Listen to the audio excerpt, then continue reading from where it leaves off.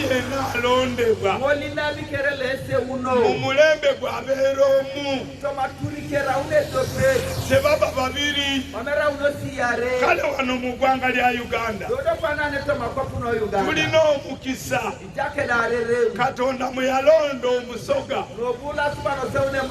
era yayogera naye Busoga n'amutuma n'ayogera ebigambo bino kaswabuli nkuyise wakati mu baganda jangu ompeereze naye totambuliranga mu nteekateeka z'abaana b'abantu mu madiini mu bibiina mu birabo mu bitundu by'ekkumi naye ekyo kye nagamba abatume ekyo ky'onookolanga abaagalwa kaswabuli yali munaku nnyo ate kaswabuli yali mwana omu ku maama n'etaata yali talina mwanyina naye kitaawe yazaala mwana omu era ne maama we naye n'azaala mwana omu taata we ye Kibumba William George ate maama we ye Maliza Kadondo abo be bazaala Kaswabuli Katonda ayise Kaswabuli awe amuweereze muganda wange mu bigambo bye yamuwa yamuwa ebigambo nga bwe yatuma abatume era muganda wange ekyo kyagenda okusooka okunsomera ebyo Kaswabuli byakoze wano mu Uganda Maako ensuula 16 olunyiriri lunaaba lwa 15 mwebale nnyo okumpuliriza abantu basupa Katonda ababikulire bye twogera gye muli kubanga njogera eri abantu abategeevu njogera ebintu bino eri abantu balamu bulijjo bw'oyogera eri omugezi oyogera ebigambo bitono omugezi oyo n'ategeera naye bw'oyogera eri omuntu omusiru nibwo olyogera ebigambo omutwalo tagenda kutegeera agenda kusigala nga bwali naye nga bwe nkugambye nti nze erinnya Isa Masiya nze sigamba nti baalikyusa wabula nze manyi nga lyebyaliwo ne batandika okulibuza nga nze bwendi owulira naye waliwo abali wano nga tewaliiwo nga bakyusa kati gwe tugamba nti omwaka gindi bajawo erinnya ery'omwana wa Katonda ne bateekawo erinnya eritali lya mwana wa Katonda owulira kale wuliriza obubaka obwatuma Kaswabuli bwe buno bwe bulyo bwatuma abatume kale wetegereze yamugamba atya Maako ensuula 16 n'onyirwa 15 agamba bw'ati n'abagamba nti mugende mu nsi zonna mubuulire enjiri eri ebitonde byonna akkiriza n'abatizibwa alirokoka naye atakkiriza omusango gulimusinga era obubonero buno bunaagendanga n'abo abakkiriza banaagobanga emizimu mu linnya lyange banaayogeranga ennimi empya banaakwatanga ku misota banaanywanga ekintu ekitta tekibakolenga kabi n'akatono banaasangako emikono abalwadde nabo banaawonanga genda ku maaso awo mukama waffe Isa yamala okwogera nabo n'atwalibwa mu ggulu n'atuula ku mukono ogwa ddyo ogwa Katonda. Owulidde ebigambo ebyo? Kukuja kiromo. Mukama waffe amaze okwogera nabo. Daija kati okenerikira kesi. Yatwalibwa mu ggulu amaleyo konna. Awo Mukama waffe Isa bwe yamala okwogera nabo n'atwalibwa mu ggulu n'atuula ku mukono ogwa ddyo ogwa Katonda. Bali ne bafuluma ne babuulira wonna wonna Mukama waffe ng'akoleranga wamu nabo era ng'anyweza ekigambo mu bubonero obwakiikiriranga. Amiina. Ndowooza obulidde muganda wange. Obwo bwe bubaka obwatumibwa Kaswabuli abutwale nti mugende mu nsi zonna mubuulire enjiri eri ebitonde byonna. Akkiriza n'abatizibwa alokolebwe n'alyoka amugamba nti obubonero buno bunaagendanga n'abo abanzikiriza, munaagobanga emizimu mu linnya lya Isa, munaayogeranga ennimi mu linnya lya Isa, bwe munaakwatanga ku misota, bwe munaanywanga obucwa, era munaasangako abalwadde emikono, nabo banaawonanga. Abaagala kyova olaba nze yali omuzibe w'amaaso,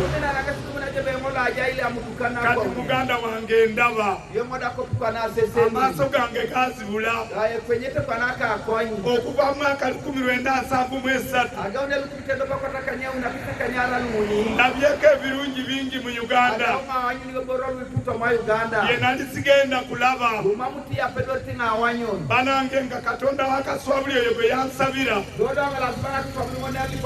eyamutuma nga yankolera ebyo, naawe oyinza okuba oli awo ng'olina omuntu afaanana nga nze bwe nali, oyinza okuba oli awo ng'olina muganda wo oba mwanyoko bwe baasindikira ebiteega oba bamusindikira amawembe oba migiini nga naye ali mu kubonaabona, okanga erinnya Yesu eriyinza kumuwonya.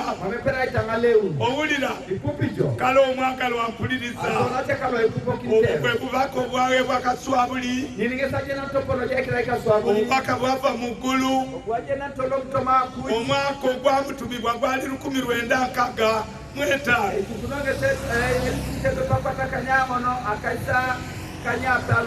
Omwezi gwali Januari.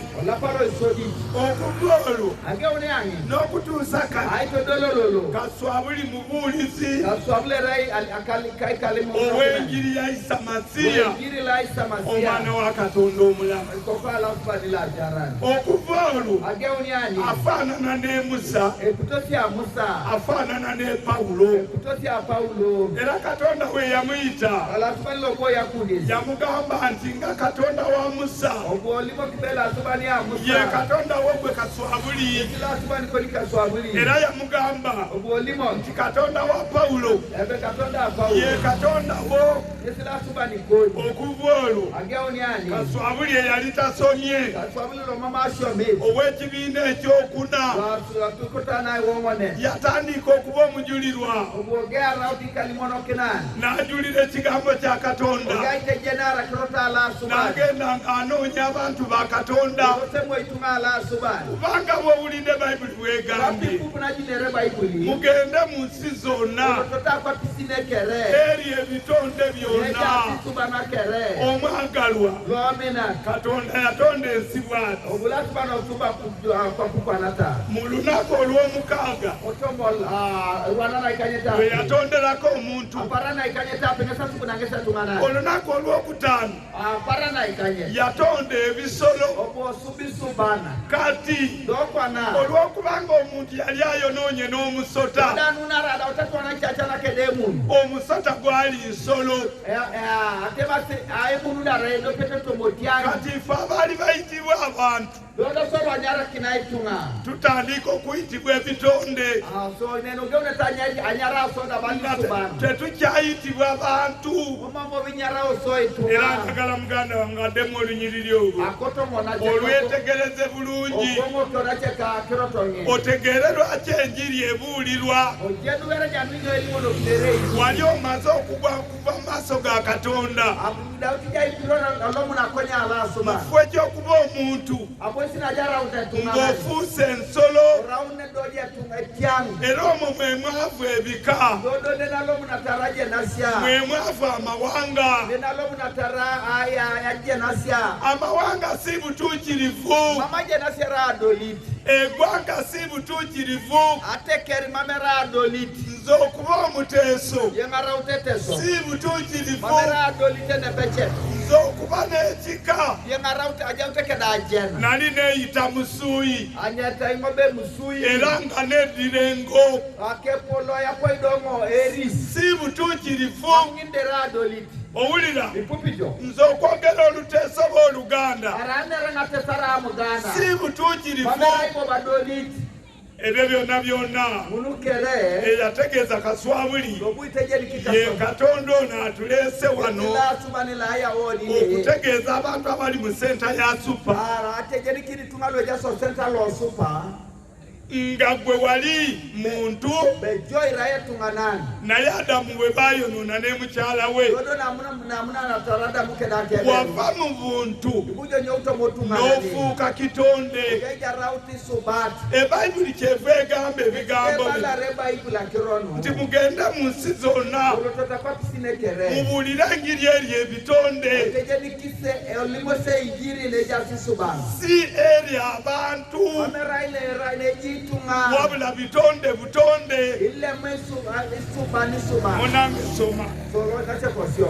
agamba bw'ati n'abagamba nti mugende mu nsi zonna mubuulire enjiri eri ebitonde byonna akkiriza n'abatizibwa alirokoka naye atakkiriza omusango gumusinga omusango gugenda kumusinga Mami yuni. oyo anaawulira Ele zetu batelekara. abadde kitonde La rai suban. n'omala ogaana okukkiriza Ogeko yija ingera yu. omusango gugenda kumusinga Ele musaba itelekari jo. kubanga tokkiriza linnya lya mwana wa Katonda Mamuji utekirori kiroro kokala suban. eyava mu ggulu Lobo lobutoma kuji. n'ayambula omubiri n'agulekayo mu ggulu Ogala charake kuona usikin toma kuji. n'ajja mwoyo mwereere Okunera emoyo. n'ayingira eri Maryamu Lomari neje Mariamu. Maryamu n'ateekako omubiri gwe Mariamu gai bwekina kekuang.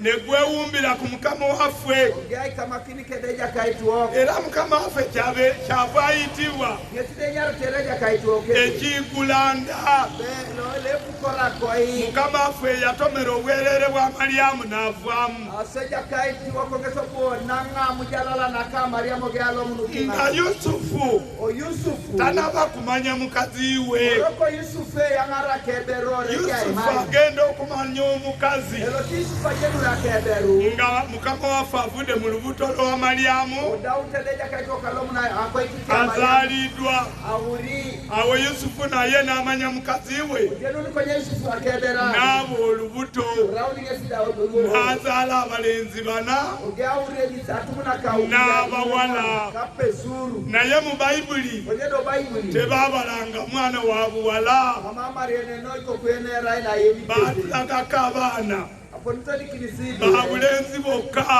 Watu mululuza ne pamoja. babatuuma n'amannya Yeta nyara kale ikironia. muganda wange omwagalwa Onacheka lomena. enjiri gye tubuulira Ilo ilimono kiliso. eviira ddala mu ggulu Elo muti chitito maku. enjiri kigambo kya Luyonaani Ejire rakotona yona. kitegeeza Itejenu. ekigambo kya Katonda Kirota la suba. bayibuli egamba Ebale Bible. mu luberyeberye Agao na agao. waliwo kigambo Ajaya kirot. kigambo n'aba wali Katonda kigambo n'aba Katonda tewali kintu kyonna ekyakolebwa ku nsi awatali ye obulamu bwali mu ye obulamu ne bwaka mu mukizikiza omusana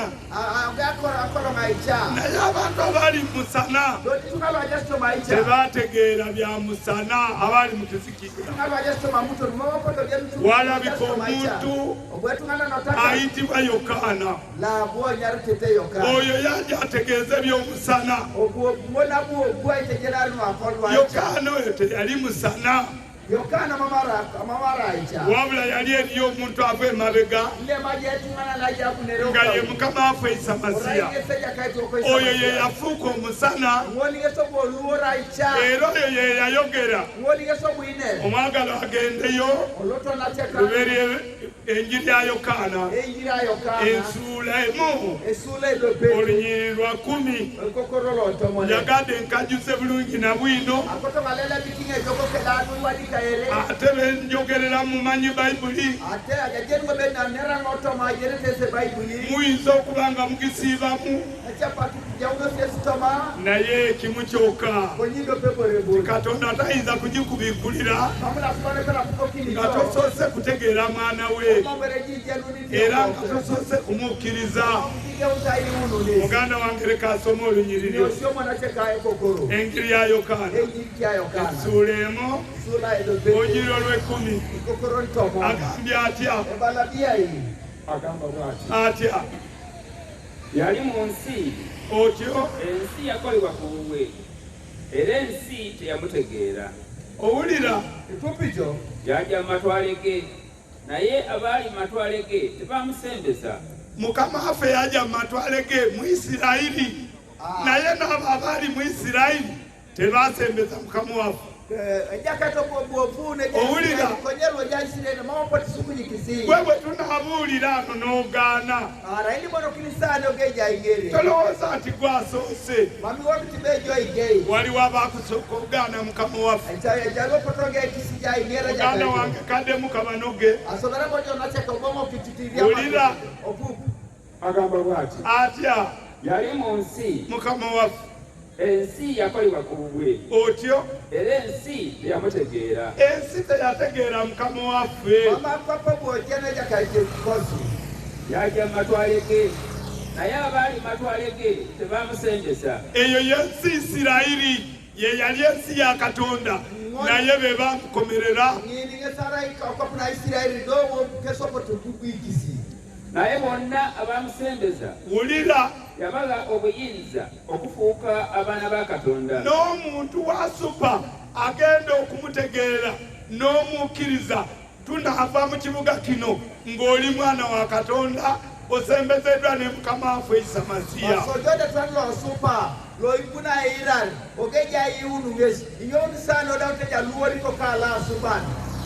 nga bali bwe baganda okumusembeza omwagala naawe oyinza okuba eno n'omugaana era ne tuvaana esupa ng'ogamba nti nze nina ediini yange era bwe tuba tubuulira oyinza n'okugamba nti bano bavuma amadiini gaffe. omwagalwa ediini bw'etaba ya Katonda abantu aboogera ebivu eri Katonda bajja kugivuma.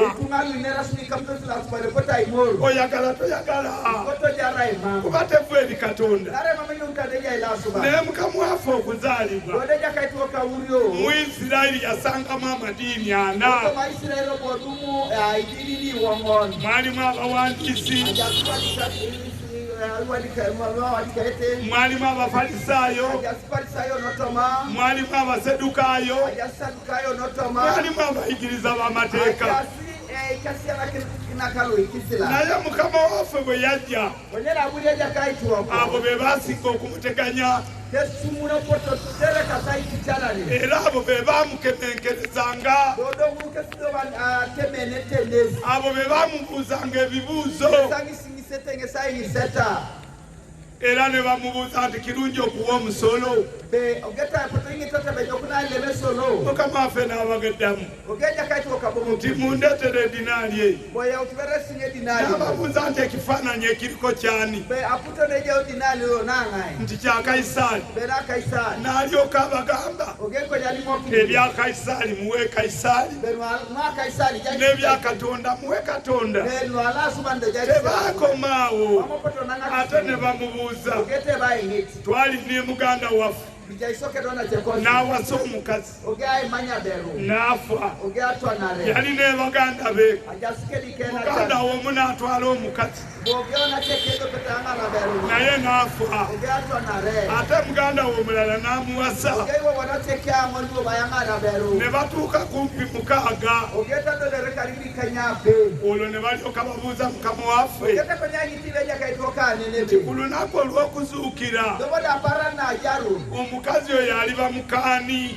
Aberu ngine buni warauni na ngaibo. naye nga abamukema Munukera raite meja baali kai. bannaddiini. Arasilu idini. Owulira Ikupicho. laba bwe yabaddamu Owalikaba buongezo gomokina. mu ggulu teriba bufumbo. Beto maku mama duko ne jawu. Ffenna ffenna tuli banga bamalayika. Owa nikeri munara utabali malaika. Njagala kutandikira kugwe wa supa. Akoto madage unani jeja lo sumba. Ntegeeza Mukama Gabudyeri yani. Otejeli kimwabera gabderi nesibo mai. Ntegeezaayo malayika Mikayiri.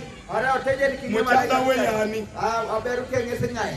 Owulira Olimo opubi. amakulu muganda wange weegendereze ekize gy'oli. Asona chako choite kere ngwerele kutabi. Si kya buntu, Kamera ine tunga na si ni. kya magezi, Kamera ina achoa.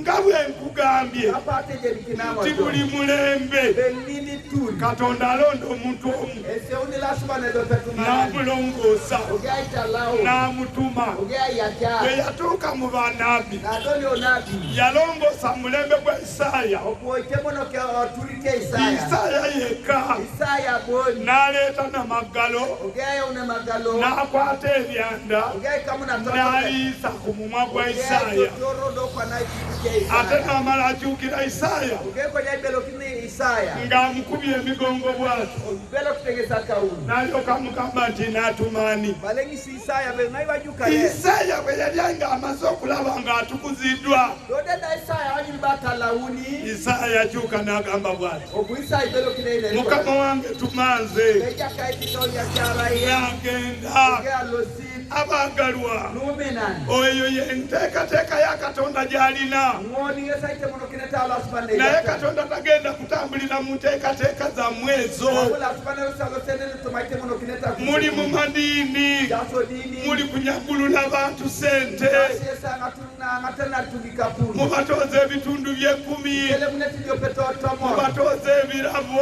Ele muneta ina nakineta. mubatoza esente za Sunday service, Ele muneta esibe kapunu asande service. mubatoza esente mu Katonda okukukumera ku mukaaga, Ele muneti tungabe asupande daraja parase kanyabe. ne munyagulula Abannayuganda. Raingina ngatana ritungano wa Muganda Uganda. wange abakulembeze mulina omusango. Ikatuna esingare no kolwidini jaskede tube. Manyi oliwoza otya Majele pone losho ja wasiani. obanga ebintu ebyo byalimu obulamu.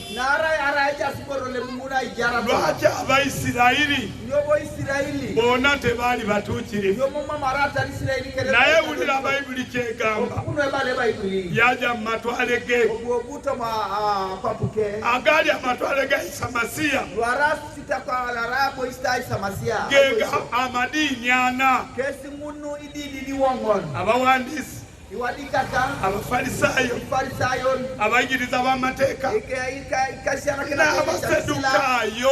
Kasadukayon. Abo be baali abantu. Kesara sketuma. Naye bwe yajja bamukkiriza. Oye na abudi opotocha mutu. Kati naawe bw'oba mu Uganda Joda raija Uganda. nga naawe ate oyimiridde mu madiini, Dojo do bwejo do dini. toli kulwanyisa Isamasiya. Mamujija itiji samasia. toli kugenda kumukomerera mamukilo se abubuyikirire era bw'olaba kaswabuli tewegomba kumuta iwanyiyo kaswabuli mamigela yara kati bwe tuli kwogera wano dokwanine rasani toli kuwulira bulumi mutima gwo mamujipupariye botawunu koni ekitegeeza miteja noni wasigala mu bitonde kujosala kitomo toli wa Katonda mamukiraila ala asubani naye kyaleeta omwana w'omuntu obwole yalikoka yajja okunoonya obwobwayi mo n'okulokola aitajara ate bwe yatuuka muno mu nsi yodedo ngesito mamba kuni yalonda abatume 12 obwosewe yataito monari n'abawa obuyinza ogeja ikina ku pelori mizimu emibi otomajokina lweroko okugigobanga arenyana n'okuwonya endwadde aitangale unade kasi olwono ne kweyongerako eyali omuyiganya yatakirikonye naraika reyani Saulo yesi Saulo eyamala n'afuuka Pawulo robo tulora raute Paulo muganda wange yali agenda Damasiko ajana tekelo si Damasiko agenda abanoonya abasibe olota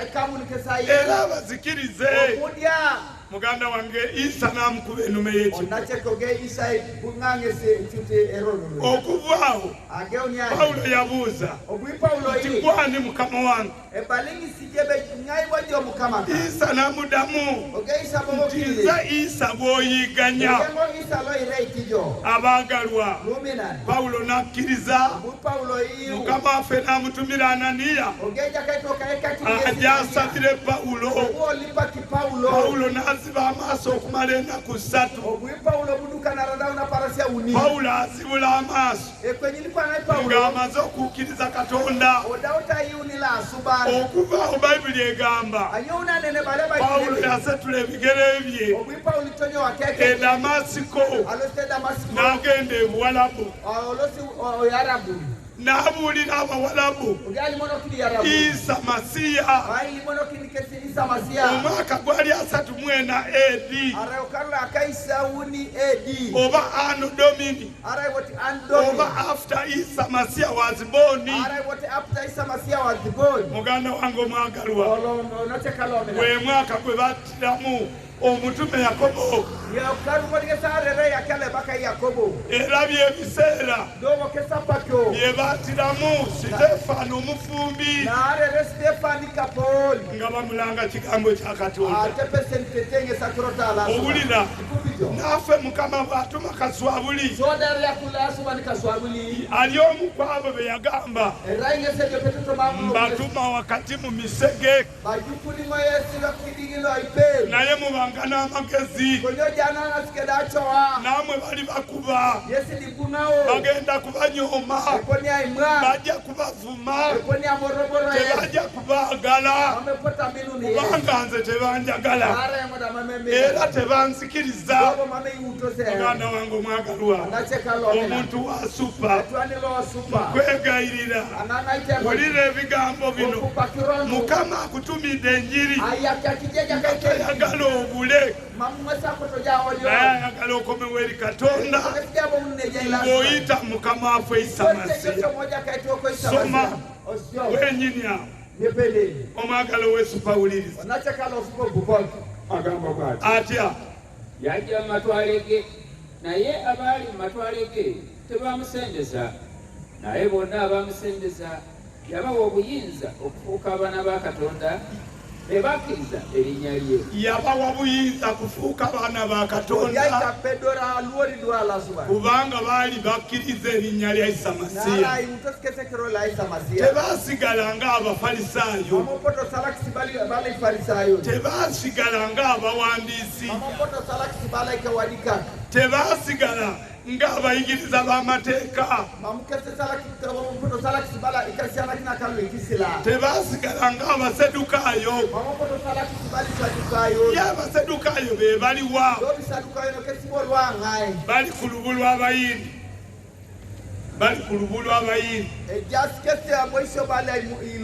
omuntu bw'afa bamwokya omuliro ne bakwata evvu ogeta ikamule kuru ne bagenda baliwa mu nyanja ogeta mukoki nito machore nga bagamba bati akasebe twagala kulaba Katonda koro sanyi nilaso bw'alikomawo n'amuzuukiza ebo munage aitajara omwagalo ezo eddiini zaaliwo eziri ajasidi nililomera era eddiini ezo edini ni ze zaatwala Isa Masiya ku musalamu kesopoto yanga sisa masio ne bamukomerera ogeta bugwiri nga bamulanga emisango esatu ogeta cha pesene ngesi yeeyita mwana wa Katonda arakinange sikokala subana amenya sabiiti bilibile sabiti amenya yeekaalu bilibile yekalu naye njagala kukubuuza tomala ngiti jo muganda wange ali wano musupa acheka leja ine supa mazima teyali mwana wa Katonda toma beti mamara okokala subana mazima teyazuukira do toma beti mambo bojana okuvanga mukama wafaafa ageone na twani aja kaitu eyeekaalu ekyaliyo mu Yerusaalemi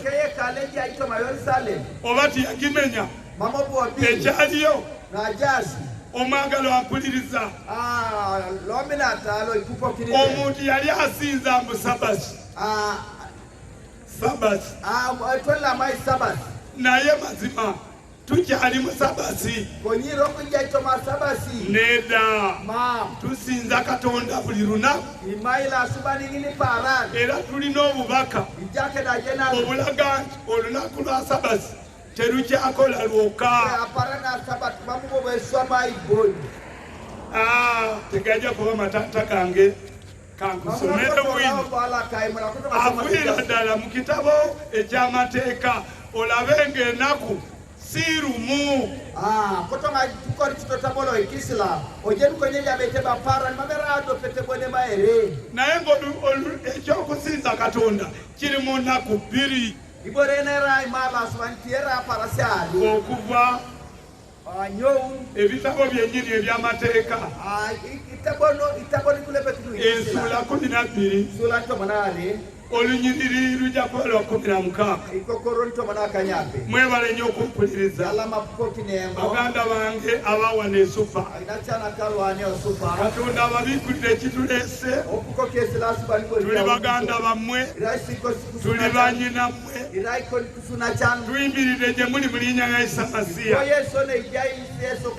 Masiya mukomowo eri Katonda eyatonda eggulu n'ensi kubanga watali ye tewakolebwa kintu kyonna muganda wange soma bawulire okugwa 12:16 agamba bw'ati era ku lunaku olw'olubereberye wuliriza wamanya amateeka omanye olunaku olw'olubereberye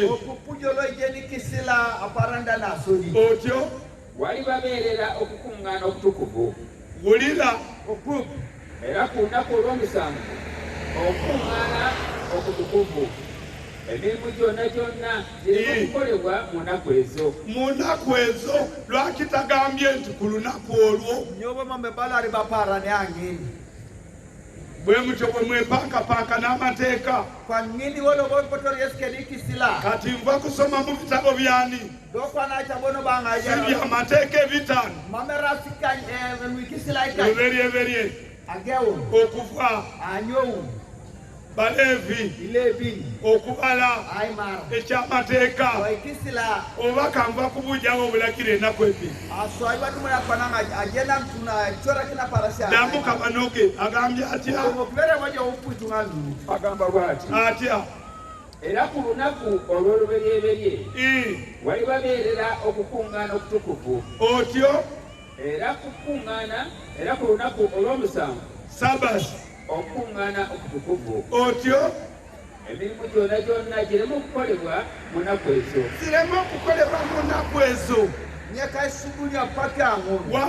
wabula teyeetaaga buli muntu okulya otyo ekyo kyokka gy'emirimu gye yeetaaga